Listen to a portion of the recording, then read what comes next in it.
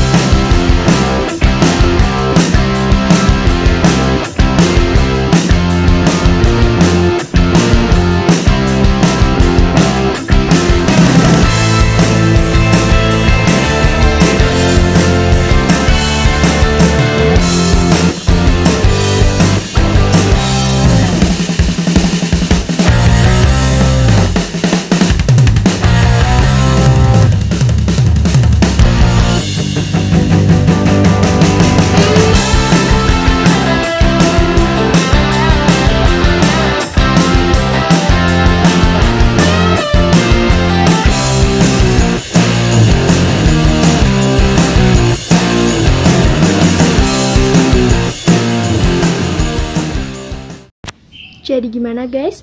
Udah paham belum sama video sebelumnya? Kalau kalian suka, jangan lupa like, subscribe, dan komen di bawah ini. Hari ini kita akan belajar tentang batuan, cuaca, dan air. Kalau kalian masih belum paham, ikuti aku terus ya. Aku akan keluar rumah sambil aku akan tunjukkan bukti ada di sekitar rumah aku.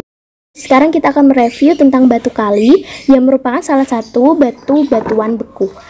Batu kali ini merupakan bongkahan batu yang umumnya ukurannya tidak beraturan. Jadi ada yang besar, ada yang sedang, dan ada yang kecil. Biasanya didapatkan dari sungai ataupun gunung. Batu kali ini fungsinya juga biasanya untuk bahan bangunan, biasanya digunakan sebagai fondasi untuk bangun sebuah rumah atau sebuah bangunan yang lainnya. Ini kan ukurannya ada yang besar, ada yang sedang, ada yang kecil. Kemudian kalau batu kali itu dibelah guys, strukturnya akan menjadi seperti ini, sekilas seperti ini. Oke guys, sampai di situ dulu ya. Kita lanjut ke materi selanjutnya. Sekarang kita bahas tentang cuaca. Aku hari ini ngerekamnya bertepatan dengan cuaca yang panas. Oke, kita bahas tentang cuaca dan iklim itu apa. Cuaca itu adalah keadaan udara yang terjadi di suatu tempat yang relatif sempit dan waktu yang relatif singkat. Untuk yang iklim, itu adalah rata-rata cuaca yang terjadi untuk waktu yang relatif lebih lama, kemudian mencakup wilayah yang lebih luas. Kita akan bahas tentang unsur-unsur yang ada dalam cuaca dan iklim. Yang pertama adalah penyinaran matahari. Penyinaran matahari itu termasuk salah satu unsur yang paling penting ya guys. Jadi kalau nggak ada matahari biasanya mau hujan. Jadi penyinaran matahari itu termasuk salah satu unsur yang paling penting dalam cuaca dan iklim. Iklim seperti itu. Iklim panas, karena iklim itu ada dua, iklim subtropis dan iklim tropis. Kalau di negara kita, di negara Indonesia itu kita termasuk ke dalam iklim tropis. Cuaca hari ini cukup panas ya guys. Lihat mataharinya ini tepat di atas kepala kita karena aku ngerekamnya jam 11.27. Kemudian bahas yang kedua, faktor yang kedua yaitu suhu udara. Suhu udara juga penting ya guys. Suhu udaranya panas atau dingin. Oke, karena ini cuacanya panas, jadi suhunya panas. Ini suhunya 24 derajat Celcius guys.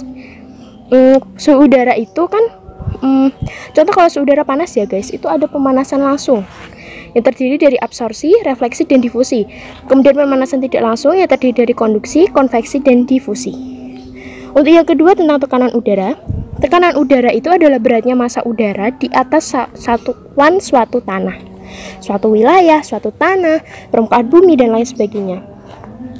Kemudian kelembapan udara. Kandungan uap air di udara tersebut itu biasanya disebut dengan kelembapan udara. Alat untuk mengukur kelembapan udara disebut hygrometer. Kemudian ada angin. Angin juga mempengaruhi cuaca dan iklim ya guys. Jadi angin itu massa udara yang bergerak di atas permukaan bumi dari daerah yang tekanannya udaranya tinggi ke suatu daerah yang tekanannya rendah.